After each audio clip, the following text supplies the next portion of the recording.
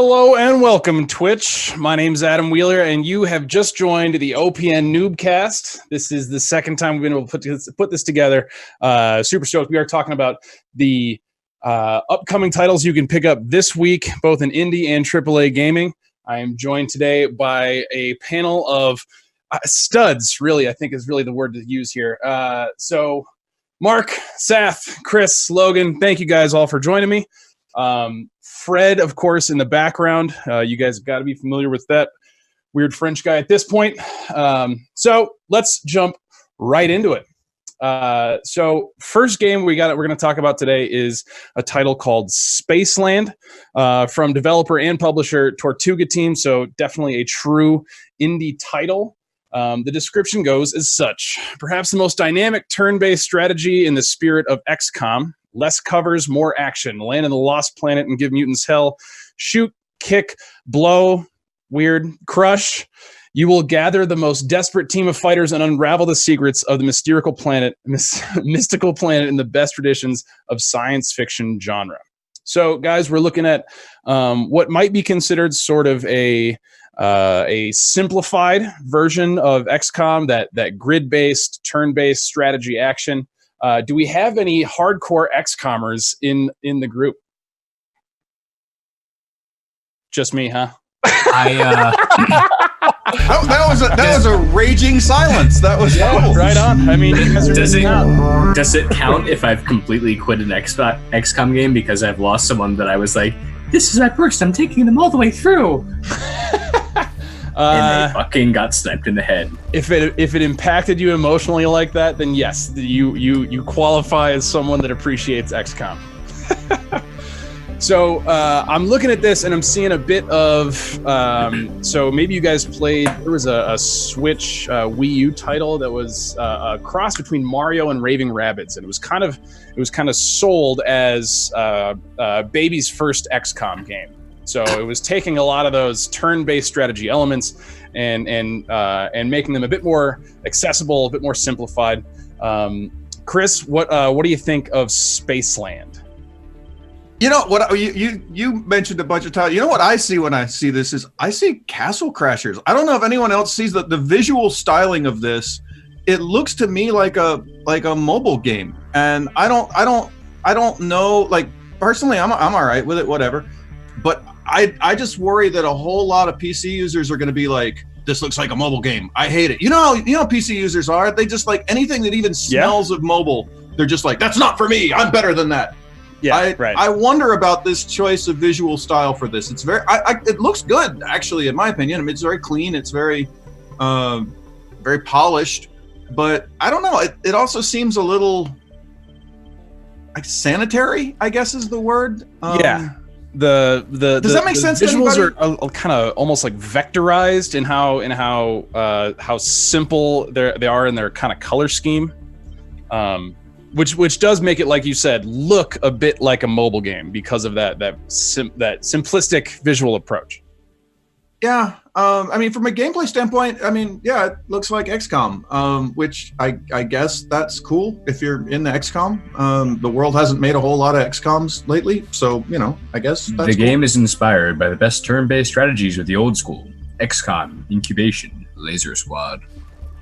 I only played one of those. I did play the old XCOM back in the day, and it does, I mean, it's a relatively niche genre that XCOM kind of broke through somewhat into the mainstream. I mean, it's not Halo, but and so to me, this is a kind of game that you would if you really want someone to try out an XCOM-like game, but you don't want them to dive right into all the complexities and the layers of XCOM, of which there are many.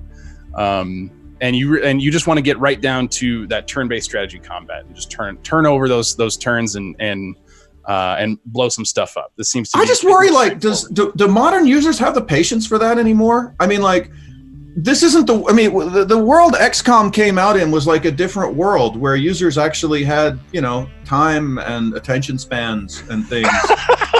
Like, I don't know if people still have that anymore. Do they? I think that's where there's a key point that was brought up where, the wheelhouse of this developer definitely is that mix of PC and mobile, and I'm thinking maybe if they get the pieces bite-sized enough that this could be a 5-minute to 15-minute bathroom game, for lack of better words. If you had Toilet XCOM, maybe that is eventually where this goes. And that's exactly what FTL on the iPad was for me. My wife and I ended up calling it For the Loo. They have, again from their website here, they're aiming for a 10 to 15 minute battle session. Yeah. And so it definitely seems like, kind of like, so it seems like a bit of a response, Chris, to that criticism that people just don't have the attention span for this long-term engagement. Don't get me wrong, it's not a criticism. It's more of a concern, like a friendly concern. Like, I've tried to get people to be interested in my complex game dynamics before and watch them just take the simplest mechanics in the world and be like, it's too confusing for me. I have, I have the attention span of a budgie on speed, and where's the grenade button? Yeah. Why can't I just press the pay to win the level button? Where is that now? It's a very it's a different audience. Well, I mean, when you say like people though, like I guess are you meaning some sort of a large proportion, like a 95% of people playing games on PC? Because I would almost argue that people do have attention spans, and there's a lot of really complex games on Steam that have lots of users, right? Like, yeah, like I mean, most of like the Paradox games are pretty complicated, aren't they? No, fair enough. I mean, there's a niche for it, certainly. Right. Okay. All right, guys. So you can pick up. Before you guys break out in a fist fight. We're over game 1 at this point. So you can pick up Spaceland this Monday. So right now, found on Steam. You can check it out on Steam right now. So the next game, a little indie title that you may have heard of called Destiny 2. This is, of course, the DLC they're calling Shadowkeep, which is actually going to be the next. It's going to be the first content release that they have on Steam, moving off of Blizzard's platform, which is going to be really interesting. New nightmares have emerged from the shadows of our moon.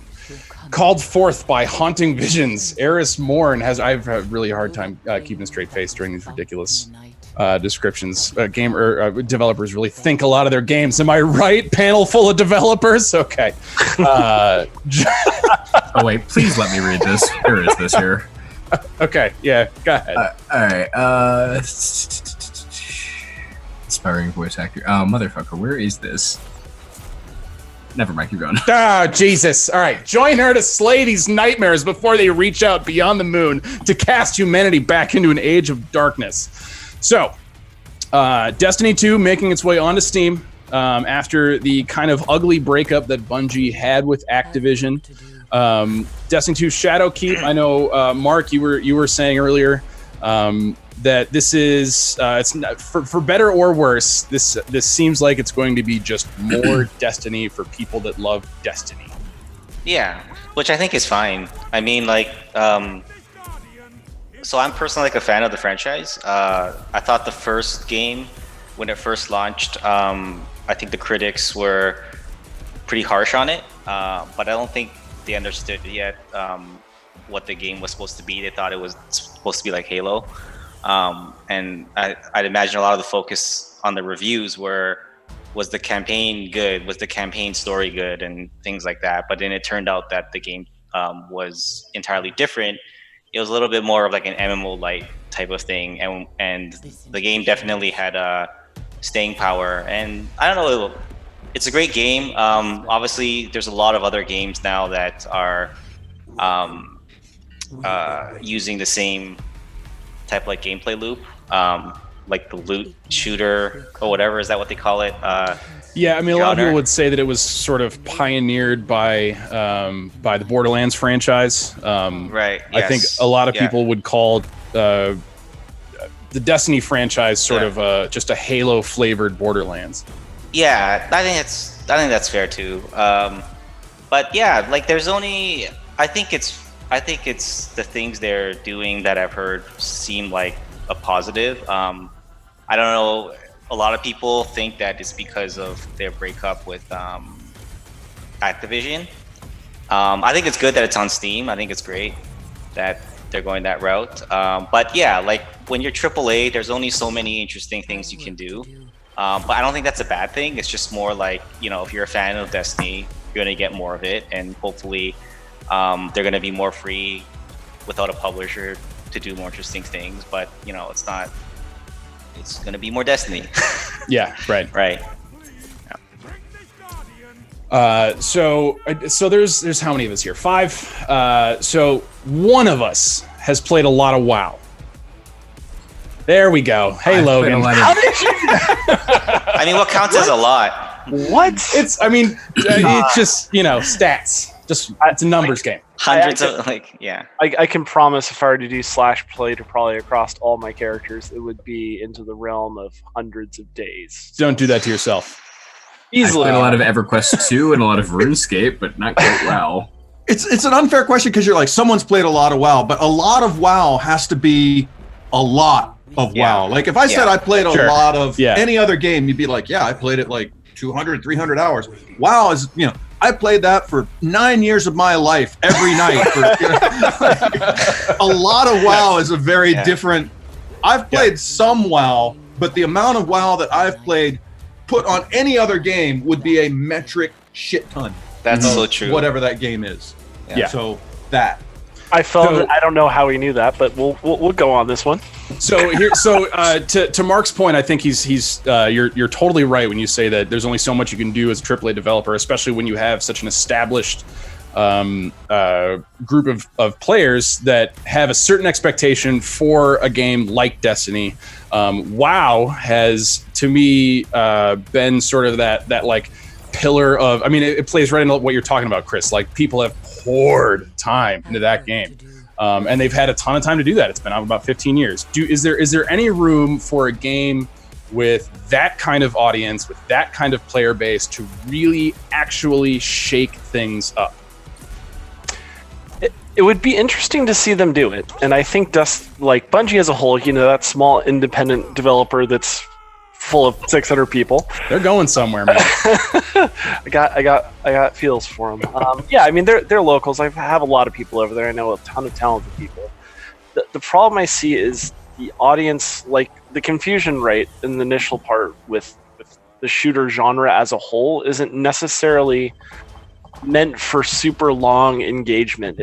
There isn't like it being fundamentally more even on console player base as their wheelhouse and fan base, switching them over to PC, getting them used to interacting and typing amongst each other. Like the level of community engagement has been growing. Mm-hmm. I mean, I played Destiny 1 myself and wasn't particularly as interested in it because I'm not a huge Borderlands fan either. Like I check out these games, but you haven't drilled into the heart where I also started in Halo 2 competitive. So I don't know, 10,000 matches, we'll say, plus in Halo 2, and as equal time in WoW as that time is developed. So those two as a whole should meet for me in some beautiful sort of love child, but Destiny still doesn't necessarily scratch that for me. I love the multiplayer for it, but there seems to be something that, for me personally as a player, that it doesn't necessarily cross as well as WoW does as an MMO. But I think they're building on their storytelling and, through some really crazy mechanics and maybe personalization of UI elements, which I don't know how the F they would ever do that on cross-console. Like, that's a part of WoW, right? And Blizzard as a developer is letting fans interact and build some of the best parts for them that they couldn't necessarily do, and then slowly rolling that back in. And that's what kind of one of the keystones of Blizzard that I think Bungie could look to for fan interaction points to help expand out. Because then as a AAA studio, obviously Blizzard found a way to cross a lot of genres and do a lot of fun things at a AAA level. Yeah, it's Destiny. I think was so you guys have both kind of mentioned the harshness of the critical reaction in the beginning. It's a game that has set a certain expectation, and once you set that, it's hard to deviate off of that path. Yeah. So the one thing that I do think is a positive that they are doing is the cross save, and I'd really like to see more games in the AAA realm doing cross save. And basically, you can play on any platform, and all your characters are going to be there. And so, even though I said okay, in AAA there's not much you can do, but that's one of those things of where it's like okay, that is within their power to do something like that. Yeah, really reach people in a way that games haven't. Right, exactly. I mean, how cool would it be if like the game ran on Switch? I don't think it's like technically feasible, but if it did, being able to play a game like Destiny 2 on your PC, and then you switch to your console, and then you switch to your Switch. Yeah. That's something that a AAA dev is able to do. That's within their realm of like innovation. So from that standpoint, it is a positive, right? I think that's great, and I think more games had that feature. I would personally like it. Yeah, I can. It's funny about that. While from a player perspective, yeah, I absolutely agree. We actually did something like that back in the day. We had a game that we put out called Legends of Kalasia that was cross-platform, PC and iPad, right? And what we found when we did that, and we actually tried really hard to make it totally everything carried over from one to the other. What it did is it actually lost us a lot of credibility with the platform, because the platform was like the last thing Apple wanted was for you to go play their game on your PC. Like they were like not excited about competing with Steam on the same game. And so we actually got a lot of flack from that. So it's one of the interesting hurdles. While everybody may want this thing, the platforms themselves don't actually want that thing, because what they want to do is they want to tie you down to whatever platform they have and have you stay there. The last thing they want you to do is to go play your Switch, right? Mm-hmm. Right. And we have seen a bit of change there. I mean, there was it was supposed to be, I think it was an E3 presentation. It was supposed to be like a turning point for cross-platform, where they got Reggie Nintendo guy, and they got Sony man in a suit and Xbox man in a suit, and they all held hands and made some kind of proclamation about how we're better together. Were demons summoned when that happened? Did that ritual? And then I'm very curious. Opened. Like, did dogs and cats dance together in the streets afterwards, or? No. Well, I mean, what happened really was not much. I mean, we got Rocket League that's going to be that is cross-platform, and that is kind of a game that. So I mean, it's not highly demanding, and so it's going to fit on a bunch of different platforms. And it's something very bite-sized, so you really can play it on a train ride if you got the Wi-Fi, or if you got the signal for it, or whatever. But it's interesting. There's been they've made bigger claims than they have had accomplishments when it comes to connecting platforms like that. I imagine because they're disguising the intentions that you're talking about as best they can from the public. Well, the last big, just to full circle that one, mentioning as a AAA feature that people would really love, that's a cost subset. That means they're running their own servers, which means as the popularity of the game comes and goes, and it's not a burden of the platform to provide that service, then thus goes the characters as well. Hence why Halo 2 is dead, and BungieNet.net supplying certain game servers and keeping them up. That game is going to then have a very specific shelf life, which is a good and bad thing, because that's a death of a lot of service games, is how much burden that's going to put on the people that are writing the check at the end of the day for the AWS servers. So it's great, but I still love the fact that I have NES cartridges sitting in the back that have zero sort of problems pushed in like 25 plus years later, and I can just play them. So yeah, wouldn't it be great if you turned on your Switch, turned on the virtual console that allows you to play Super Mario Brothers 2, and it made you pay an extra $5 to play as Luigi? Oh my God. Oh, I mean, it's you're trying to give your customers options, guys. Yeah, that's no. Wait, just speaking of games, that's extra value, right there. That's right. Has anyone played Mech Warriors? I want to say I played like Mech Warriors 2 Wait, in the early 2000s. Yeah, are you talking about like the earlier ones from a long time ago? Or are you talking Like the one that I got in on was Mech Warriors 4. Okay. Okay. I played the second and the third one. The It's really good.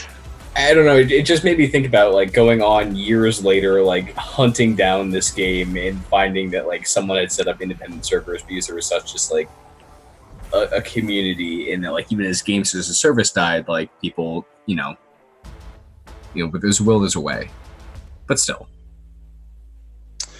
Yeah. So we're gonna move on to a much more indie title. So nothing like Destiny. So we're looking at a game called Warsaw, from the developer called Pixelated Milk. Outstanding developer name. Sath, you want to take this one? Yes. So, any comments aside, just their own description is that Warsaw is a challenging World War II turn-based tactical RPG taking place in a war-torn city and sporting beautiful hand-painted graphics. You are to lead a small, dedicated outfit of civilians and soldiers with their unique skills in their fight to take back the city besieged by occupying forces. And I will note that the publisher is Gaming Company. Thanks, Fred. Gaming Company? Is that really the name of the publisher? Gaming Company. It can't be. It can't be. It is. Is there? Yes. I don't know if you try to click on the link. Oh no, wait. Never mind. It works. Dude, I'm just saying, if their logo is not like from Repo Man, where it's just like a white box with like a black letter Gaming Company on it, then they have failed me, right? It's got to be like in Repo Man, where he was like, it's like drinking the beer that just said beer. It's got to be just like that. The logo has got to be Gaming Company. That would be awesome. So Warsaw. So I'll get my own bias out of the way here. It's tough for me to fight the reflex of saying, oh, well, these guys are just doing World War II Darkest Dungeon, because the way it seems to play, the way it looks, is definitely pulling from that same kind of hand drawn. I believe they call it hand painted aesthetic, which looks great. And as Chris, I know you said in the pre-show that Darkest Dungeon did not invent that. So,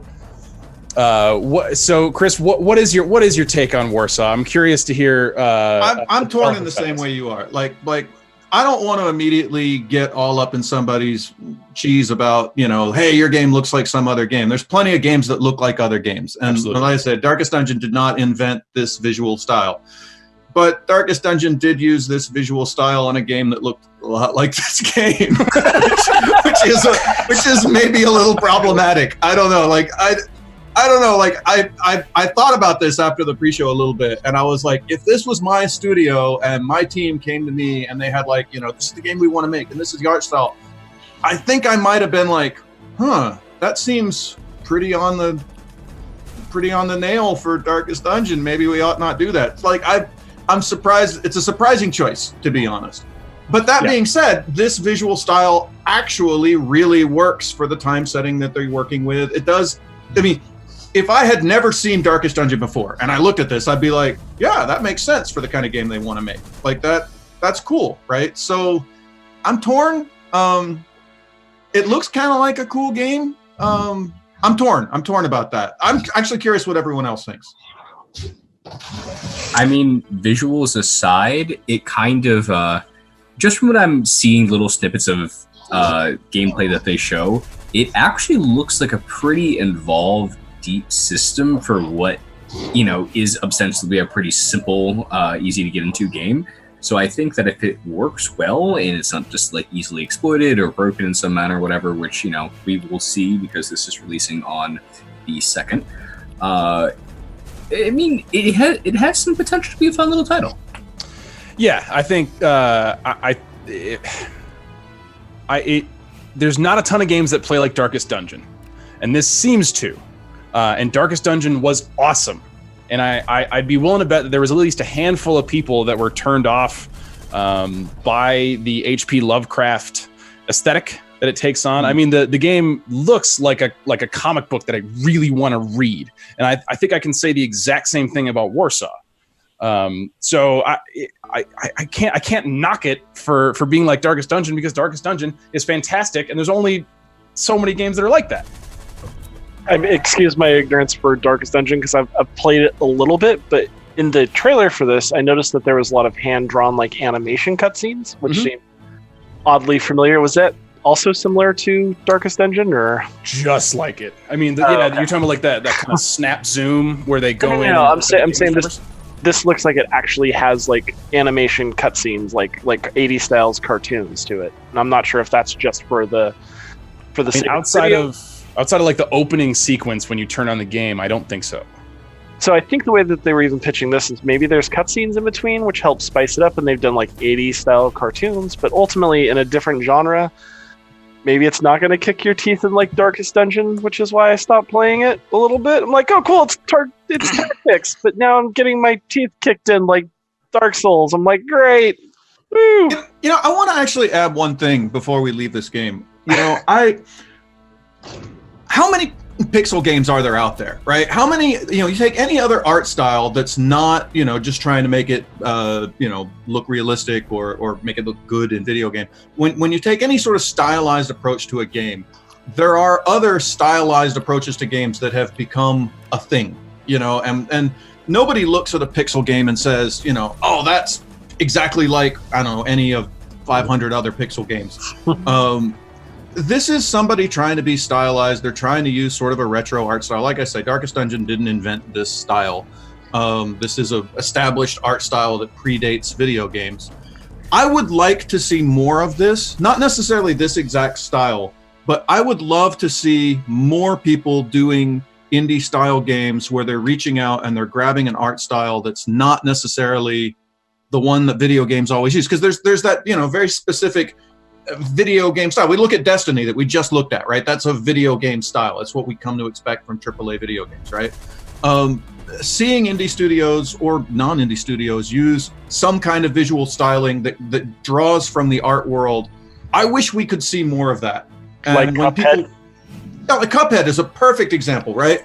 That was a perfect example. Nobody was using that art style, and it was just sitting out there waiting for somebody. And again, Cuphead didn't invent that. That was them going back and looking at an art style that existed outside of video games. What was there was that Japanese game, Okami, is another example of reaching out and grabbing a visual style and saying, let's do something with that. Now, I've been on, I don't know how many of these shows and I don't know how many conversations I've had about pixel art, but every one of these shows, somebody's like, oh, we're retro because we're pixel art. And I would love to see more games that are retro in their art styling, but retro with some other kind of art styling. So I don't want to trash this game too much for this. I think that's an art style this particular art style, I would like to see more of it in games. And it does look good. They're pulling it off. It looks really good. They did a really good job with it. And while part of me wants to kind of be like, dude, that's a lot like Darkest Dungeon, there's another part of me that's like, that's a valid art style. And I would like to see 10 more games using this valid art style, maybe with some different game mechanics or different kinds of games. But this is a beautiful art style. It just looks good. And I would like to play more games that look like this. Yeah, so I think you have a good point about the art style. And for sure, I'd rather see more of this than like 21 of the pixel art games, right? I think the thing that, and I want to have a hard time saying this without making it sound like I'm really like shitting on the game, but it's like it's like whatever's coming out of his mouth next will be shitting on the game. In case anyone's unclear, he's about to shit all over this game. No. Like, I'm sure this game is really good, and I think like if you sat down to play it, it will be really polished and it's like well crafted. But the thing that really bothers me personally, I'm assuming this is made by a small team and they're probably like an indie company. What bothers me is that it feels like a PAX game, and what I mean by that is every time I go to PAX, you basically just see like a rerun of all of like the indie hit games from the last year. But all these new devs come and sort of like reskin them or try to do their own version of what was a really popular indie game. And my thought always is, if you're like an indie developer, but I don't want to sound like I'm preaching, so I hate saying this, but I'm going to say it anyways. Is like if you're like indie developer, the whole point, you don't have to do this. That's what like a AAA studio has to do. They have to copy someone because it's way too much risk to try to do something on their own. But if you're like an indie company and you have the freedom to literally do like anything you want, why are you just taking the hit from the previous year and just like reskinning it, right? And I know I'm completely just sort of just like undermining, like all the work done here. This is a really great. This game's great, right? I just want to say that. but it just bugs me where like you see a replay, and that when I see this game, that's what I feel. It feels like a replay of the indie hits from like the last couple of years, and there's probably in their defense though, in the defense of the PAX games, not necessarily this game, but your concept of I went to PAX, I saw this hit game at PAX, and then I went to PAX next year and I saw 5 other games that either stole its design or stole its visual style. Yeah, that's actually a thing, and I'll agree with you, that's a thing. Yeah. But the idea that like indies don't have to do this, dude, indies are like the most risk-adverse people in the world if they're actually trying to pay their staff, right? I mean, I run a little indie studio, and I don't find it any easier to meet payroll than Blizzard does. For sure. So, I think there are probably a lot of people that go out there and they're like, wow, that's a really nice game design idea. I could pull that risk off of my plate if I did that game design with a different visual style or a different setting. Or they see a visual style and they just don't have a great art team, and they're like, look, I can't go out and invent a great visual style on my own. But here's one that I can show my artists and say, make it look like that, but it's going to be a different game. I guess I have a little bit more sympathy to the indies for that. No, for sure. I just feel like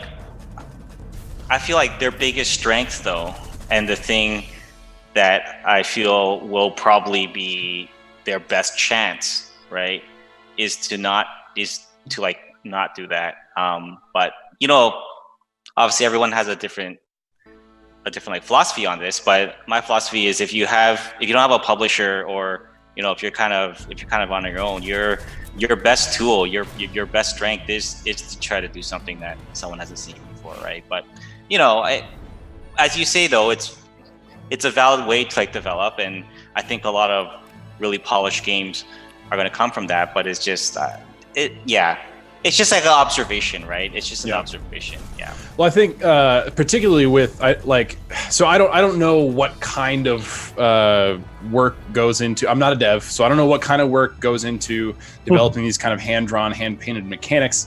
Is that obvious to you, Logan? I don't know.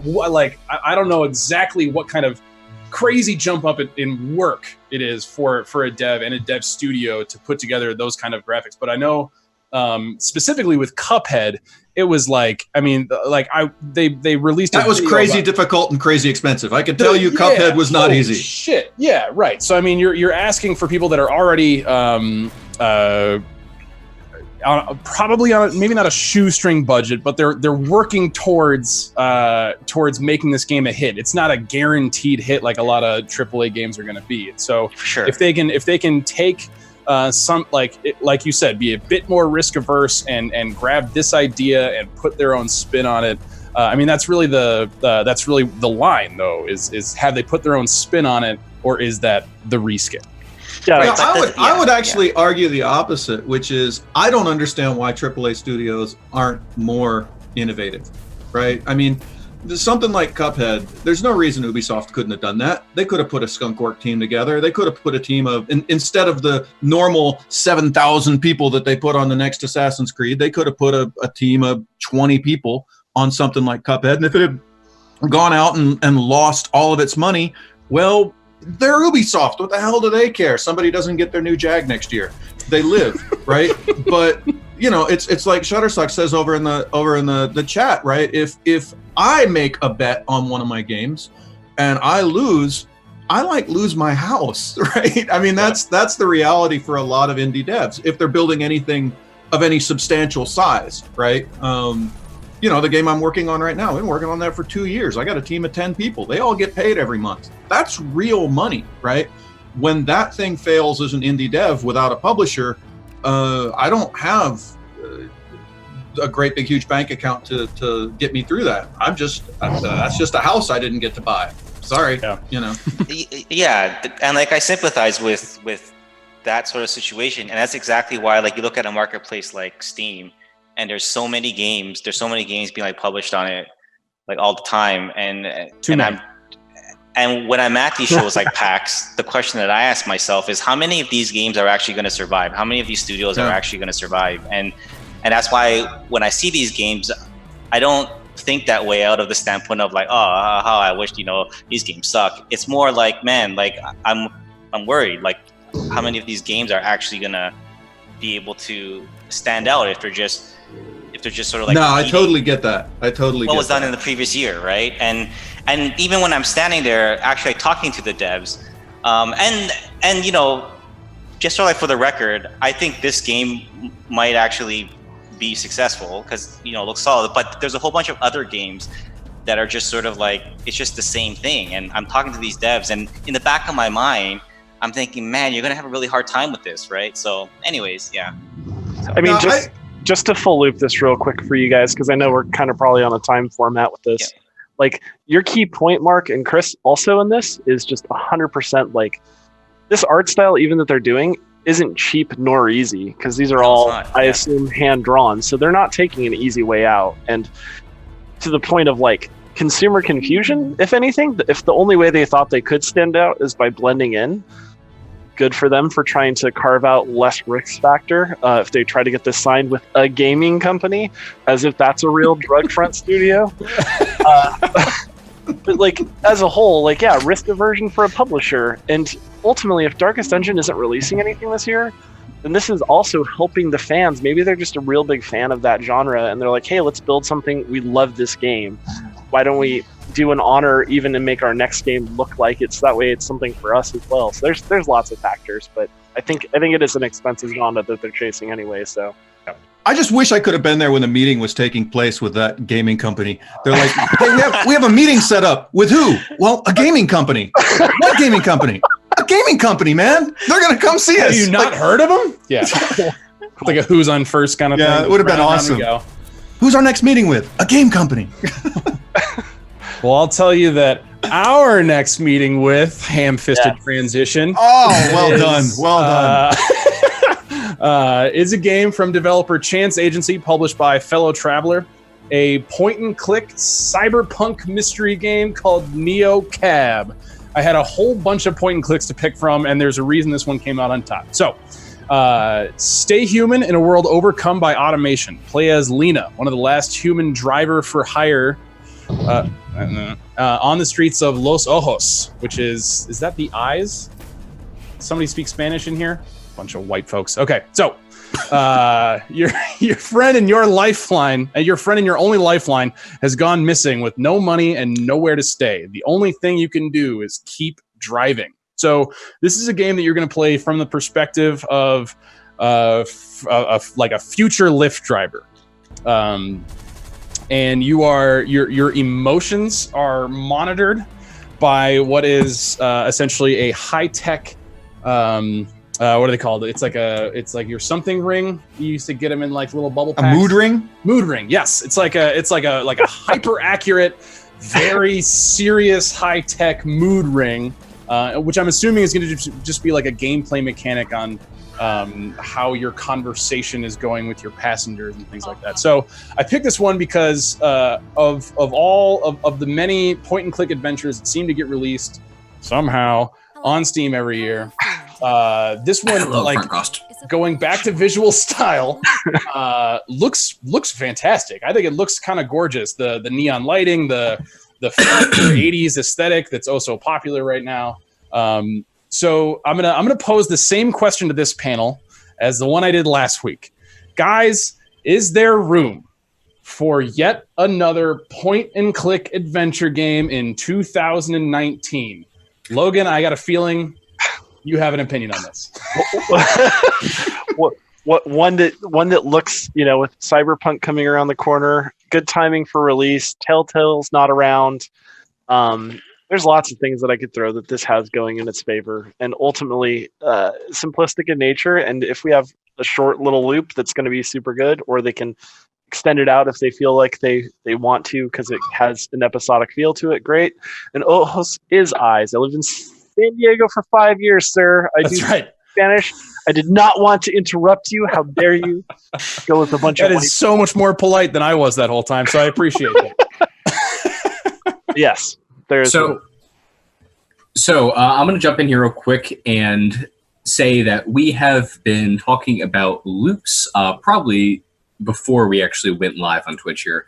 And understanding that not all of us here are either, people that are hardcore gamers or game developers or people that are just in the industry in general, do we want to go ahead and throw out, if we use some more esoteric terminology, what the, base consumer might not understand here? What is the loop? I don't know. I could define it, but I'm not a professional per se. So does anyone want to take that? happy to let someone else speak since I already had my chunk. I understood every word in that, but when you put them all together, I have no idea what you just said. We're talking about loops. I swear to God, I understood every one of those words. I know all of those words. All right, I'll answer my own call then. So when we're talking about loops here, we're talking about we're mostly talking about core gameplay loops. So the thing that you do that is a constrained. Yeah, what was the question? What it has loops? It's a game. What? Well, yeah, but what do you want from me, man? We understand what loops are. For instance, I have a friend here that has no idea, who's watching the stream because she's a friend, that has no idea what a loop in gaming is. It is actually, until you start talking about game development in particular, it's not something that you might understand. Like, you can play through a library of games and not understand what a loop is per se. Sure. So the first time I was ever exposed to the concept of a gameplay loop was, I think it was like some like dev blog backstory thing when they were hyping for like Halo 2.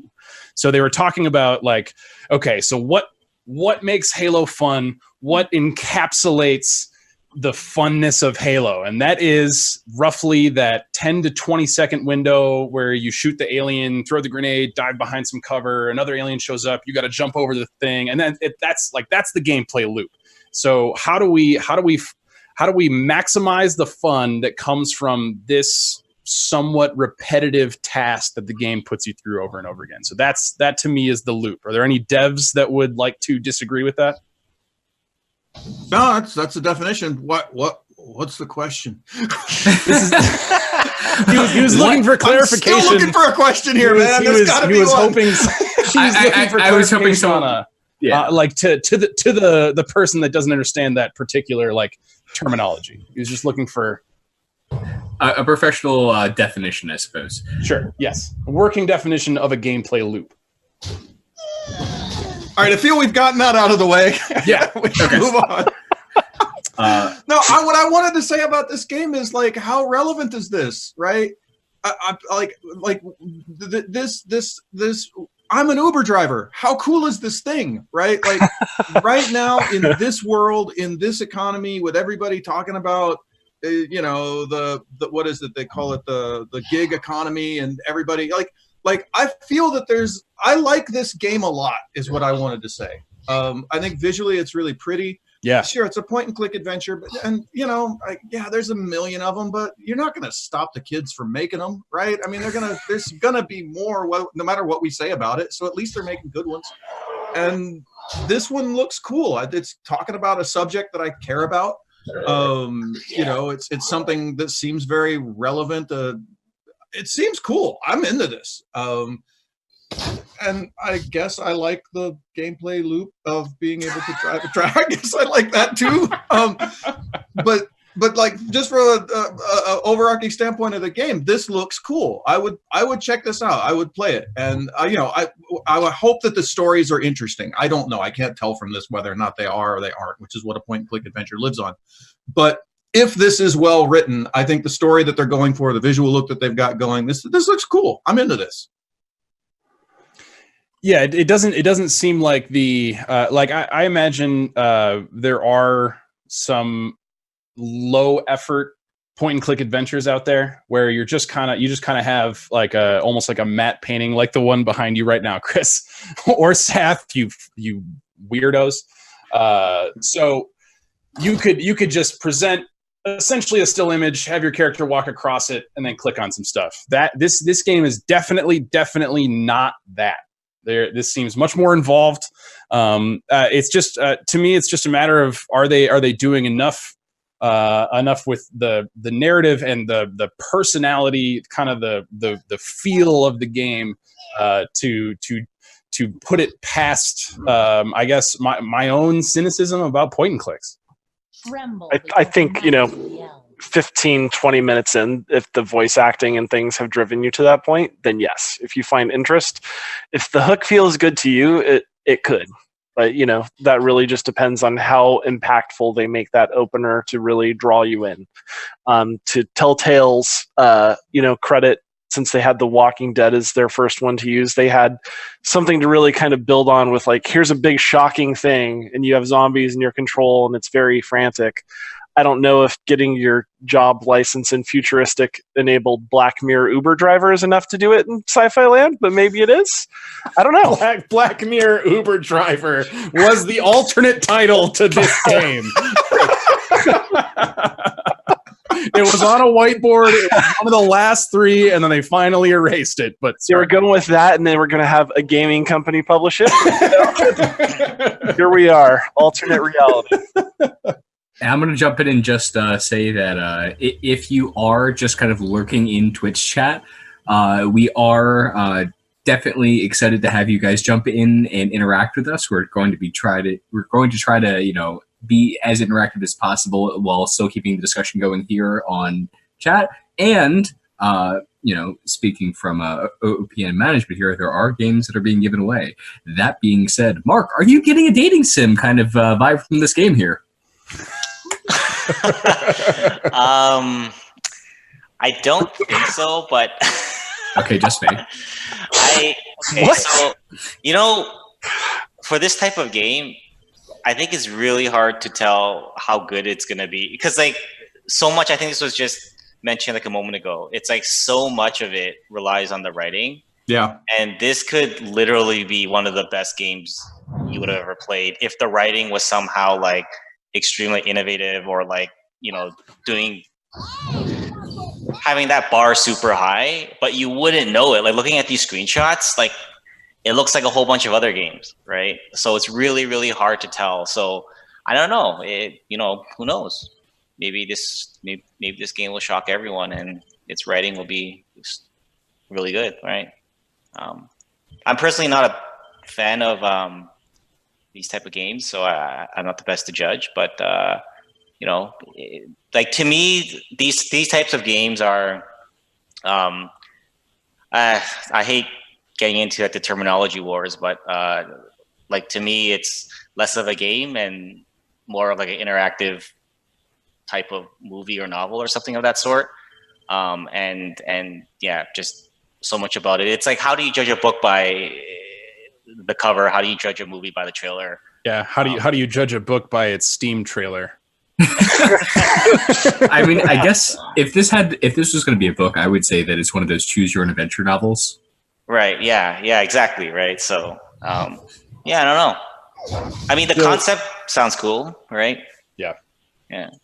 You can pick up NeoCab this Thursday, again, from developer Chance Agency and publisher Fellow Traveler.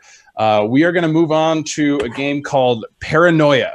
Happiness is mandatory. And I think this is a game that seems to blend some of the concepts we've been talking about today, where it does seem to have a distinctly kind of indie feel to it, but it does seem to play pretty modern. So Paranoia is a CRPG that takes place in humanity's last idyllic refuge, Alpha Complex, which is controlled by Friend Computer.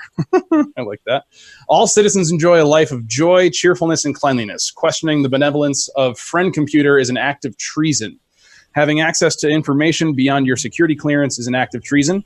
Refusing to drink your daily dose of bouncy bubble beverage is an act of treason. Treason is punishable by summary execution. So comes from developer Black Shamrock and Cyanide Studio, published by Big Ben Interactive. A game that definitely seems to have a bit of a sense of humor, a bit of fun with its chaos.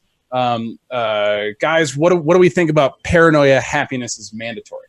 All right, I got to start by saying I used to play this game, right? So this is an adaptation of back in the old days of RPGs. There's a box RPG. I want to say it was Steve Jackson Games that did it. And I used to play Paranoia back in the day, and it was an awesome RPG. I have great memories of this as a franchise. I hope they did a good job with it. Looking at, what I can see visually, it looks really cool. It looks like at least somebody put some money into it. It's hard for me to tell from the trailer how much of the humor from Paranoia was there, because that was the whole thing about the license of Paranoia was the humor. It was a really funny game, and playing it was really funny. And did anyone, at the show of hands, did anyone else here ever play the old RPG? Did anyone else do this? This is the first time I've heard of it. All right, so I'm alone in this. The original RPG, the fun of it was that like everybody knew that the setting was that like being a mutant is illegal and everyone was a mutant, right? Every player had to be a mutant, and you knew that all the other players were mutants, and you were trying to get the other and it was a role-playing game like D&D, and you were trying to like get everyone else killed, but it was okay because everyone had 3 clones. So as long as whenever you died, your clone would come up and you'd start all over again. And so it was this crazy game of just backstabbing and killing your friends, and it was funny. It was huge fun. It was what you played when you wanted to play D&D, but you were way too stoned. It was this game, and so I hope that they got that humor into it. I don't know. I can't tell from the trailer whether or not that's there, but at least from did they spend the time to make it look good and make it look like a solid game? It looks like they did a good job. So I'm actually really excited about this, and I can't believe it's taken this long for someone to do something with that license. I'm pulling a comment out from our Twitch stream here. Nesbit, I'm not even going to attempt that. He's just Nesbit. He's just Nesbit. Yeah. He's saying that he played the Paranoia pen and paper back in the day as well. So we're saying that so this particular game coming out this week is spawned from a tabletop RPG then? Yeah, it was a D&D style old school RPG. And it was much more backstabbery from what I can I want to say it was Steve Jackson Games. I'm pretty sure it was Steve Jackson Games. Someone's going to tell me I'm wrong in that, but I want to say it was Steve Jackson Games. And this is classic. This is back in the 80s. Mm-hmm. And this was back when people were still getting into the Church of the Subgenius and listening to Devo. It was part of that whole sort of post-punk thing that you guys were all not even born yet, right? You guys were all like a gleam in your parents' eyes in early 1990s. You're just a frisky thought your father was having back then. But I tell you, this was the golden age of RPGs, and I missed this. I had even forgotten it existed until I saw it today, and I'm like, oh yeah, that was a thing. And this was back when they were still making like Illuminati. Did you guys ever play that the Illuminati card game? There's all kinds of great stuff from back in this period. So I'm excited to see that somebody's and this is something we were talking in the pre-show earlier about whether or not people should be using old licenses and franchises, and we talked about Ghostbusters and stuff like that. There are great licenses in the gaming industry from back in the early times, back in the late 70s, early 80s, when role-playing games were just coming out and board games were rising. And I don't know why people aren't going back and dredging up some of those old licenses and doing something with them. So I'm actually excited to see this. Because 5th edition rules all. Did you get up and go get your player handbook? 5th edition sucks. D&D's sucked since Advanced Dungeons and Dragons. Fred, cut his mic. Faith, it's so hurt. Yeah, when I played D&D, it came in a little red box. That's how old I am. Oh god. Okay, wait. So the game that we're talking about. Yes. I have seen, so not that I have personal experience with these franchises. I mean, D&D is obviously kind of the staple reference when people are talking about pen and papers. But we have seen Shadowrun. Pathfinder has they've both had gaming adaptations. Paranoia, it is certainly, I mean, I say this as someone that knows only a little about pen and papers in general, does seem to be sort of that less popular tier. Or at least they just never had that conversion over into modern games until now. The problem with Paranoia was it was a bit of a shtick, right? It was like you played it once or twice and you were like, oh yeah, I played it and it was really funny and we all killed each other. And then you play it again and you're like, okay, we all killed each other again. There wasn't really, it didn't really, the lore, for lack of a better word, of Paranoia didn't really lend itself to long epic campaigns in the way that, say, Dungeons and Dragons or Star Frontiers did. And there's another one, by the way. I don't know why nobody's picked up Star Frontiers or Gamma World. Nobody's picked up either one of those great licenses, done anything cool with those. But no, Paranoia is a great license, and I think it actually translates to a computer game very well in the sense that there's a lot of great humor and lore that they could put in there. I just don't know. I don't know how they would encapsulate the fun of killing all your friends in the way that old license did. That's my concern. So we are going to move. Oh, you can pick up. Excuse me. You can pick up Paranoia Happiness is mandatory this week, coming this Thursday on Steam. We're going to move on to once again great big AAA game. Tom Clancy's Ghost Recon Breakpoint. Somewhere in the South Pacific lies the remote Aurora, a vast land of diverse biomes that range from lush rainforest to snowy peaks. Now it's home to a Skell technology, an enigmatic technology giant.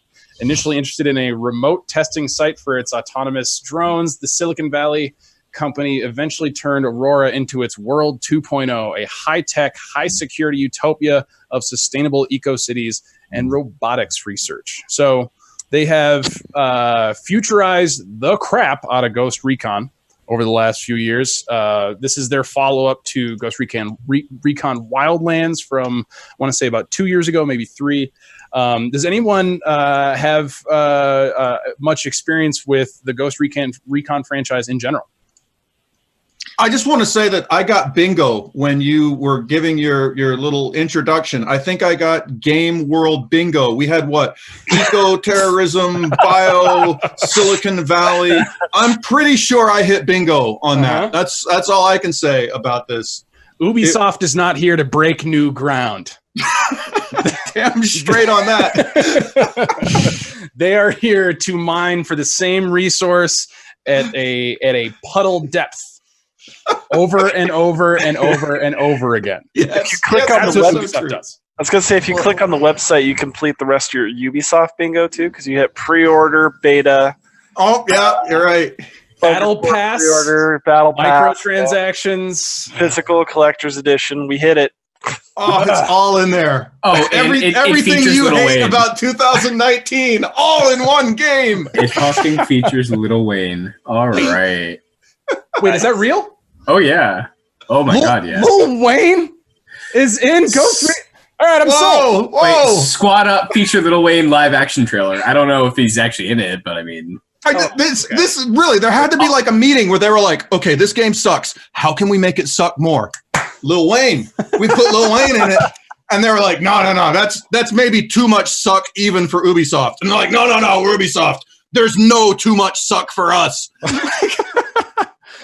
And then another producer kicked in the meeting door and says, don't worry, guys, we got John Bernthal. I mean, to their credit, though, Ghost Recon, there has been a wide variety of those, and I have enjoyed. What was that? Something's going on in the background. That was the Lil Wayne trailer, I think. Oh, it is. I'm trying to get to a place where I can pause and just show the screen. Nice. I mean, the fact that they're able to get IPs like that, though, is cool for people that are interested, potentially. Like having, what's his name in Gears of War? Wasn't Batista? Isn't he a playable? Oh, yeah. And that's a driving force function. there's some folks that could be super excited by it, and it's cool that Ubisoft has connections to pull that. And I it's have good that B-list actors are getting work. Let's just face it. I mean, the guys need a paycheck, and someone's got to do it. So, good more power to them. B-list? Would he be considered an actor? Like, what is going on?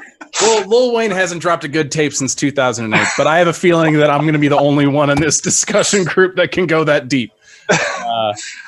John Paul, however, is definitely a B-list actor, so you're accurate there.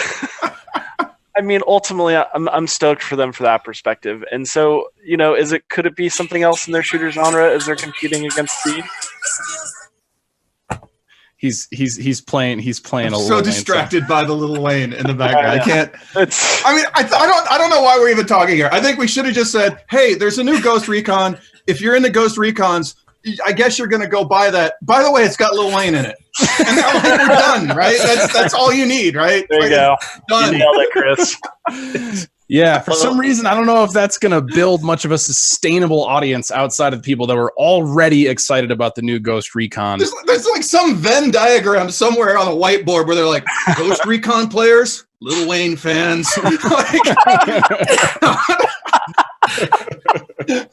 These two have never met before. But yeah, I mean, they've definitely seemed to have taken on the pretty generic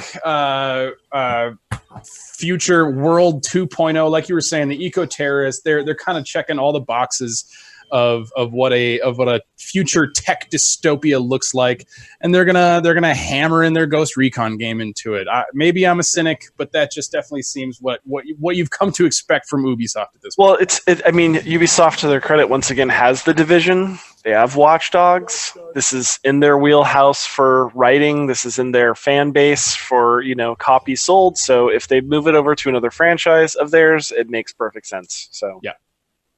Well, I mean, if there is something, just you're talking about being like a Ghost Recon fan, right?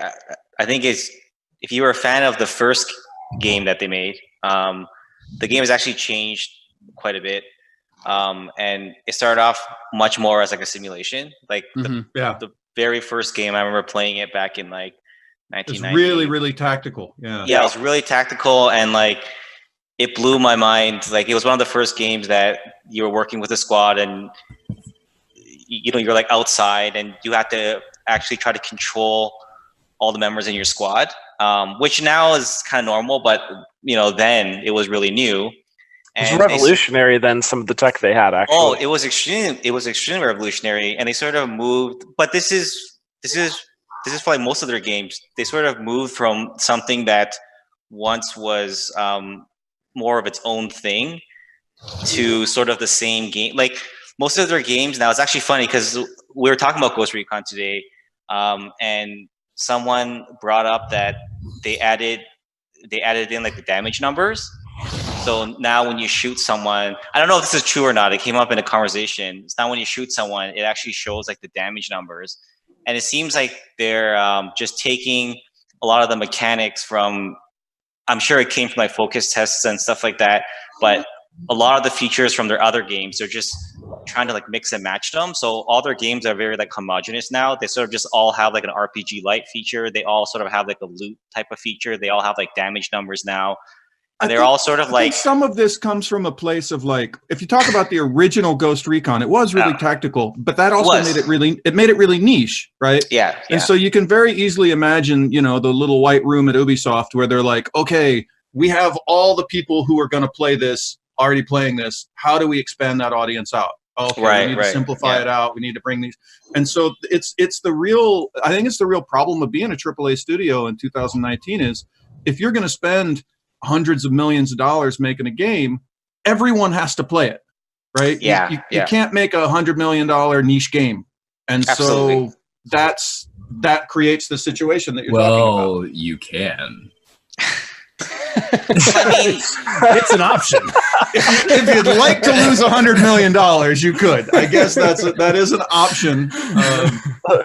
Correction, you can. I'm not. I won't be. I sure the fuck am never going to do that.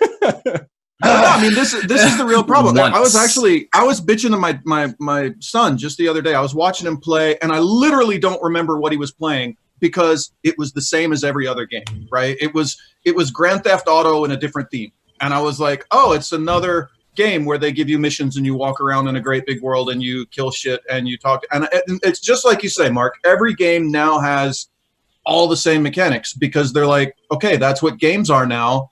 And now we're just going to kind of change the theme out. And this one's got eco-terrorism and Lil Wayne, and off you go. Right. And why that was the decision, why anyone in the room was like, all right, it's going to be like every other game, but this one's got eco-terrorism and Lil Wayne. That's going to do. I don't know like where that decision came from, but that's really the world that we're in now when you're making games that cost over $100 million to make. That's what you get. Right. So, and you don't get Cuphead like that, you know? Can I just throw something in here for any other TTRPG nerds out there? Are games today that are AAA, that are mainstream produced, is it just the whole, you know, whatever genre it is with whatever polished graphics and gameplay, you know, core mechanics and whatnot, is it just the murder hobo fantasy, you know, structured? That took a left turn. Wait, hang on. I got all of those words. I even knew what murder hobo fantasy meant. Like, I got all of that, yet... That was a clear question posed. It was like suddenly we changed a channel to a different live stream. Yeah, it just like completed the sentence. Okay, hang on. So, what? For those of us that now that we've established gameplay, please define hobo murder fantasy. Which, by the way, is definitely my next band name, right? Next band I start is totally going to be called Hobo Murder Fantasy. That's done. Done. Okay. For anyone that doesn't play tabletop role-playing games, there's this either a problem or something that you lead into that is your players at a table, or in this case, your players on a video game. All they want to do is they want to go around and kill things, and that is the solution to literally every problem. Which, if you're, writing a pen and paper RPG, is a problem. Have you thought of looking into the group of friends you play games with? Because that sounds like my friends maybe you guys need to seek help, or this is not my gameplay group. It's a thing in the community though. But like what I'm saying, the more that I look into these games that are like Ghost Recon, whereas kill things, is the only way to go to the next. Like there's no critical. I mean, there's a simple reason for that. That's the easiest thing to do. Right. People are always like, why are games so violent? Because shooting guns in games is easy. You point at the thing and it dies, and you try not to get shot. It's like the simplest form of conflict. People don't do it because they like violence. Game developers do it because it's easy, right? We just looked at a game where you're driving a cab, right? And to make that gameplay fun, just like Mark said, somebody's going to have to go write a bunch of interesting dialogue. The dialogue's going to have to be, have a story and blah, blah, blah. And if you're relying entirely on that for your gameplay, that's actually a real challenge compared to, here's a bunch of trees that you can hide behind, and we put some stuff over there. It's going to shoot at you. Hang out behind the trees and then, try to shoot them. I mean, sure, there's different kind of games like that you could make. I'm not trying to put down games where you shoot people, but it is the simplest form of conflict that you can put in a game. That's why you kill things in games. It's not because game developers are violent or like killing things. It's just, and maybe like your hobo murder sandwich, maybe that's the easiest thing for players to think of in an RPG is, I'll just kill it. But often you get that issue for people that are coming over from video games. But my main question here is that when you're talking about, because we're about to go into a big title, whenever we talk about large AAA titles, by and large, it is that. And my question there is, do we kind of forgive this? Do we kind of just not, is it just something that happens? Do we make fun of everything around it? Or are we kind of going to look critically at just, So I mean, to me, this concept kind of came up before in the way we were talking about the way IPs can kind of be beaten to death. It's like no one's looking. I shouldn't say no one.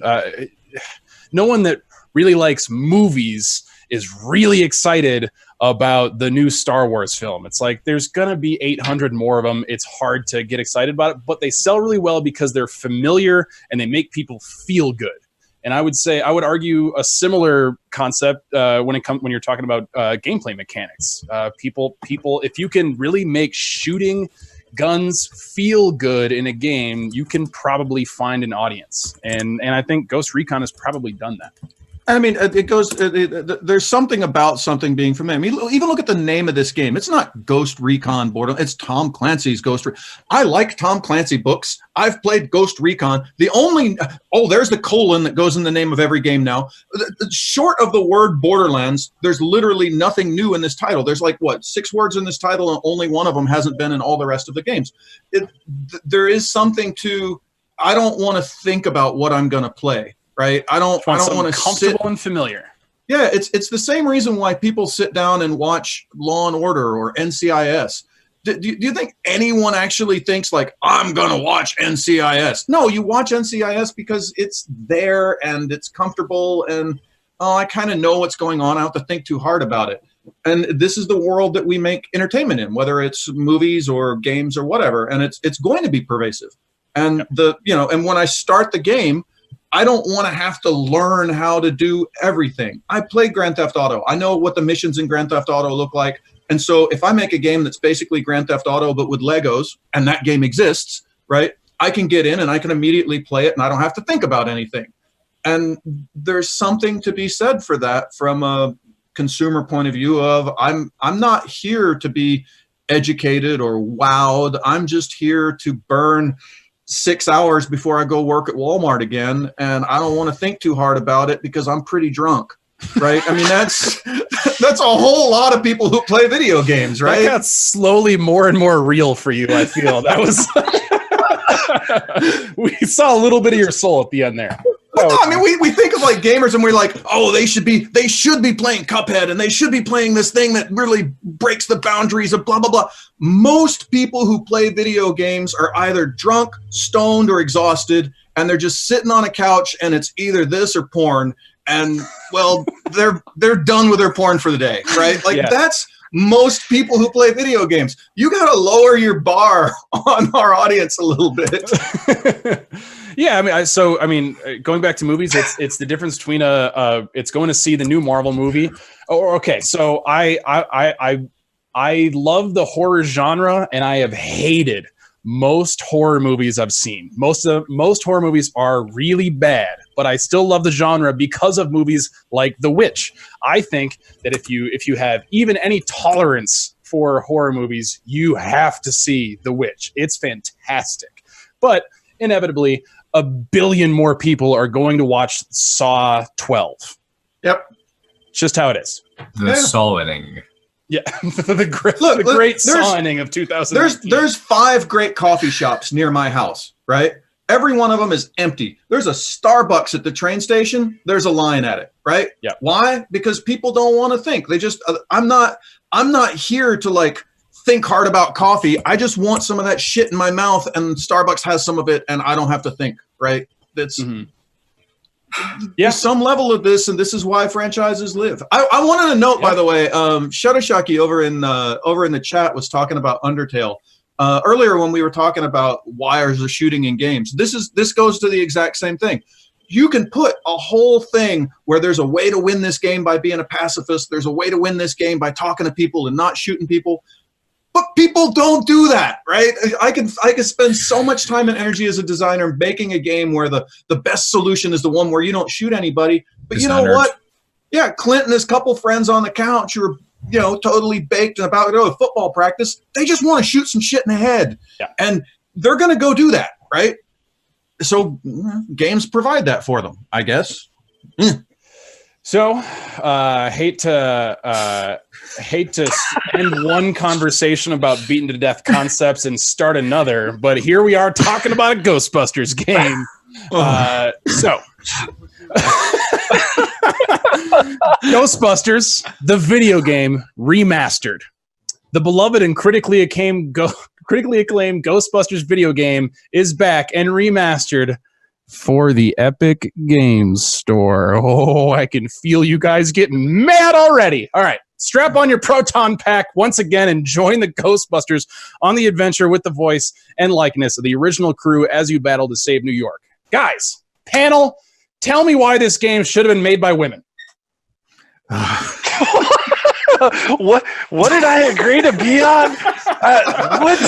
So it's been really nice being on this panel. I love all you guys. I got some stuff to go do right now. I'm just no. I would say the other argument is like, shit, Bill Murray, you don't have enough money. Really, Bill Murray? Really? I don't think Bill Murray touched this with a 10-foot fucking pole. No, his voice is in it. Bill Murray's voice is in this. According to the video, according to the trailer, it's got the original voices of Bill Murray and Harold Ramis. And I get it. Harold Ramis, boy needs paycheck, right? But Bill Murray, really? Come on. I mean, it was bad enough when he played Garfield. This is stop it. So this game originally came out in 2009, a year that was famously very bad for Bill Murray. I don't know if that's the case. I'm assuming that they haven't recorded new voice tracks or anything like that for the voiceovers of this game. But I think let's do our best to push aside the cynicism of yet another remake, yet another franchise that we're all kind of sick of. If I push all that aside, I got nothing left. That's all I got. That is literally all of my emotions about this. Does anyone have anything hateful else? cynicism. I'm all done now. You described everything that was used to make Chris. Like one vial of this, one vial of that, mixed together. I got nothing left, man. Mix it together. I mean, I think I've done this show with him 2 or 3 times now. That seems like an accurate ingredients label. No, I mean, ultimately, so you had a contention point of the Epic Store, which ultimately I embrace as a developer, not even in the development space right now, because it's providing people opportunities for a different platform that isn't Steam. Steam lost a lot of traction. It still is the main monopoly, and no one is stopping it from being the main monopoly, but we've got we have everything else that's already a store. You've got EA's version of a store. You've got Ubisoft. You've got Blizzard's. You've got, you have all these other platforms that are already there. Epic's just the first one saying, hey, we'll write checks and we'll try to be more fair about it. Oh, no, don't get me wrong. The whole thing with Epic, more power to them, right? From a developer standpoint, right? We want more platforms. Developers want all the platforms that we can get, because if Epic wants to compete with Steam, the way that Epic's going to compete with Steam is they're going to go out and get exclusive content, right? And the only way that they're going to get exclusive content is to pay developers for an exclusive. It's exactly like back when Big Fish and Reel and there were like 10 or 15 casual game publishing platforms back in like 2005 or 6 or something 2000 like that. And early, yeah. Yeah, 2000 and early. And back then, you could go to a publisher and say, I want to make a game, and they would give you money, and you would make a game. When that all got condensed down to just being Big Fish was like, go screw yourself. I got 500 developers waiting in line for me to put a game out. I'm not paying you any money for a game, right? And that's the current situation with Steam. But why would Valve pay me to make a game? They got more games than they can sell, right? Yeah. But when we get into a world where publishers actually, or platforms, I should say, not publishers, when platforms actually need exclusive content, then they're going to have to pay up front for that exclusive content. Or at the very least, they're going to have to give some sort of minimum guarantees, or they're going to have to give some sort of minimum marketing or something to get exclusive content. That's a good world for developers. For game players, it's a little annoying, because now I got to have an Epic store and a Steam store, and it kind of sucks. I get it from... Fortnite forced you to have an Epic Store account. Yep. And I get that players are a little cheesed off about that, but from a developer point of view, bring it on. I want 10 good, solid stores that are all equally powerful and trying to kill each other to be the best store. To give, because that means more money in the dev's pocket. So I mean, theoretically, yes, absolutely. So. Mark, I actually want to pose a question to you, and I would say, but until the inevitable point at which they start trying to add more value to the proposition to the player by lowering prices, which is what ended up happening in the casual world, and we had the race to the bottom, and that's why we all sold games for 99 cents. That's the inevitable end of this, and that's not pretty.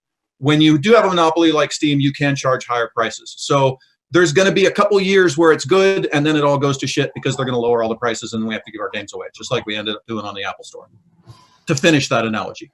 Right on. Mark, so when did for the audience that doesn't know, Mark is actively working on an early access game called Foxhole. It looks fantastic. Go check it out. Foxhole, did you have was the Epic Game Store starting to do their paid exclusive thing when you went early access on Steam? No. We launched in 2017. Okay. I don't even think Fortnite was out yet at the time, so it was way before that. Jesus Christ, that feels like 800 years ago. Yeah, it was actually after the last time I was on this podcast, but which was just shows how long it's been since I've been here. But you know, I think the Epic Game Store is good for all the reasons that were just mentioned. I do think that one there has been like at least I felt it sort of like an anti-Valve type of sentiment from certain like developers, and I kind of don't understand that as well. Like I think the Epic Game Store is a plus, but I think Steam is also a plus, and I think Steam has brought a lot of opportunities for a lot of devs over the years, and they really innovated when they got started. If everyone remembers, when they got started, everybody hated Steam. Everybody was like, there's no point in this, all these reasons. And to be fair to them, they like persevered through all that, and they were able to really be a force in like the indie space. Like a lot of like modders just were able to get started on their platform. Like these are people who didn't even have any experience making games. They're able to make a mod, and then that mod turned into a game, and they're able to find success. And then like players were able to benefit from that. And I think that people tend to be very like short-sighted, like, oh, why is Steam still charging their 30% or whatever? And why is Steam not fixing their store? Why is Steam this? Why is Steam that? And I understand, when you have like monopoly, it only kind of can go like downhill. I think people are just gonna sort of tend to be like negative about it after a long time. But I think that to be fair, I try to be fair, and I think, Valve has done a lot of good things, and for a company that has had a monopoly for that long, it could have been a lot worse, right? Like, yeah, if you're going to have a monopoly, you would probably want the Valve, is kind of what I'm saying. So, I think it definitely seems like Epic saw an opportunity to, especially with, there was kind of a growing concern about Valve's stagnation with their platform. I mean, was it 10 years ago we got a promise of Steam Music? I still think that's somewhere in their roadmap. It's so I think they moved in at a time that there was a bit of animosity towards the way Valve was handling their platform, or just the way they weren't, the way it just seemed to stay the goddamn same for so long. Yeah. And I think they did it really aggressively, and I think that's what has rubbed consumers the wrong way, and a lot of devs are kind of split on this issue, it seems. Right, and I think it is a good thing that we have the Epic Game Store, because it has given Valve like the kick in the pants, and I think that's where all the devs are happy, right? They're like, oh, now we have another platform. We're not just held to this one platform, and so it's a positive. I think it's a positive change. I think it's just people tend to sort of I guess like devs tend to hate what is the current like status quo, and they sort of see like the new shiny thing. Yep. and then it becomes like the new shiny thing. But yeah, also anyone want to talk about Ghostbusters? No, I have actually no interest in that. I would love to weigh in remaster on the last point that we talked do I have about. an interest in a shitty game from 2009 that they're cramming down my throat on the Epic Store again? I'd rather talk about that. No, I don't want to talk about that. No, thank you. Do we want to talk about how Twitch and Mixer are now competing realistically? And this is an extension of our last thing, which we're still talking about Ghostbusters time slot, but everyone else is like, who gives a shit? So Logan, what is did you play the 2009 Ghostbusters game? At a demo in San Diego Comic-Con. when it first came out. Okay. So how crap was it? It was fun, but it was a demo, so it kind of had a closed loop and was just trying to focus on the nostalgia factor for sure. This could be, once again, kind of the only solid point I'll ever say about remasters is ultimately it gives a chance for people that could have missed the original, because it could have been a sleeper game, right? And this is their chance. If the dev studio thought it was worth at least a chance to resurface again, and Epic themselves was willing to pay or feature it or have it as something prominent on their store, not just in a search for content, but it could be something that's worthwhile. You never know from that perspective. Look, let me tell you exactly how this went down. Let me walk you through this, right? Somewhere someone looked through their back catalog and said, hey, we need to get something exclusive up on the Epic store. What have you got that you can get me in a hurry? And they were like, well, we can't get you anything that quick because, making games takes time. And they're like, hey, we've got this old Ghostbusters license. And somewhere someone did a little chart of like which makes whatever money and whatnot. And they're like, okay, Ghostbusters, that's worth this amount of money. Is there anyone who's got to do it? And some developer somewhere was like, hey, do you want to do a remasters of Ghostbusters? And they were like, no, I don't want to do that. And they were like, money. And they were like, all right, fine, we'll do it. And so they put on their big boy pants and they went and they did the remaster that they didn't want to do. And they crapped this out with just enough new content or new whatever to make it run on them.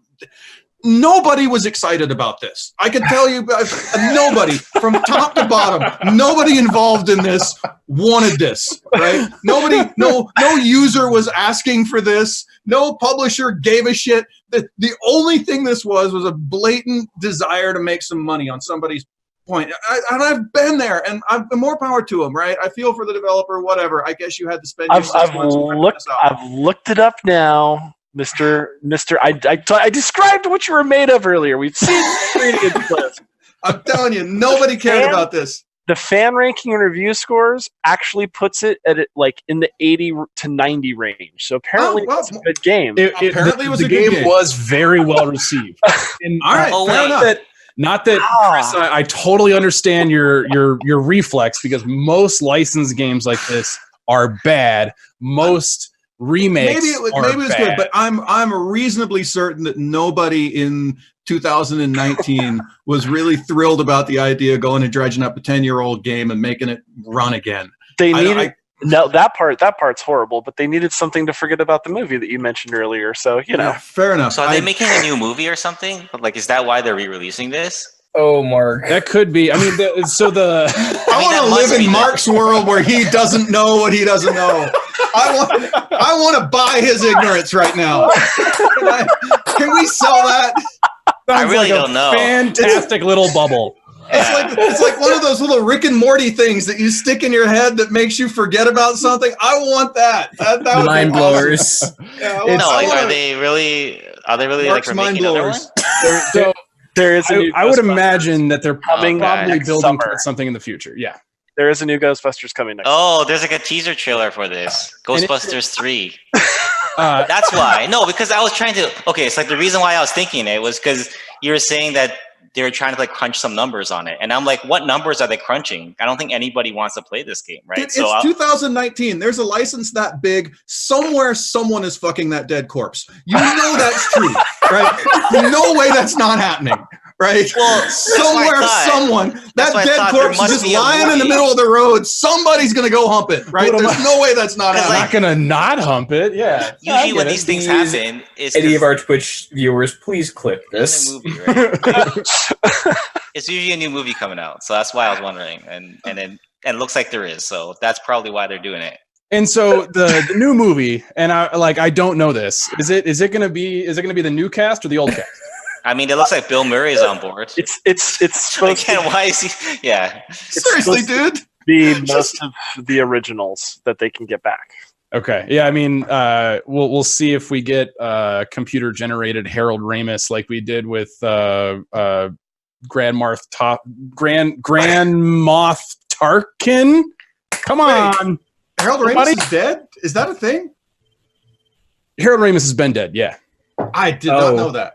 Yeah, it was kind of sad. And what really sucks, I mean, this is part of why there was, this was totally underplayed by the mainstream media, but a lot of the outrage over why the hell are you making this Ghostbusters movie now when we've been begging for a third Ghostbusters movie for so long, and then you wait until 6 months after the head writer and co-star Harold Ramis dies. You wait until then to make the new Ghostbusters movie? Like that felt really, really wrong. I didn't even know that. Wow. Yeah. Because what wasn't the fact that he just didn't want to do the project is why it was waylaid, and then once he died, they were able to, instead of humping the dead corpse, they used the dead corpse to here, buy this contract, and sold it to someone. So we're back to hobo murdering, workplace murdering, or whatever involves dead people and profiting. That's pretty much the whole loop digested in this. Welcome to the entertainment industry. And you wonder why I have no soul. 25 years in this industry, and you're like, wow, Chris is really bitter. Do you see why? Do you get why I'm bitter and resentful? This is a natural human reaction to what I've witnessed. I've seen things. All right, guys. Speaking of, I'm not going to go there. So we got to stop beating up this dead thing. So, guys, that is the Noobcast. Thank you so much for coming on, Mark, Seth, Chris, Logan. Hope you guys all make it in the future. Terrific talking to you. Oh, by the way, you can pick up this Ghostbusters game that came out 10 years ago on Friday for some reason. So we're going to close out the show. Again, thank you guys so much. This has been wait. When is there another one of these? Every Monday. Every Monday. We're doing this is the second one. We're starting to do it on every Monday, 6:30 Mountain Time. I don't know where you weirdos live, but who the hell lives in Mountain Time?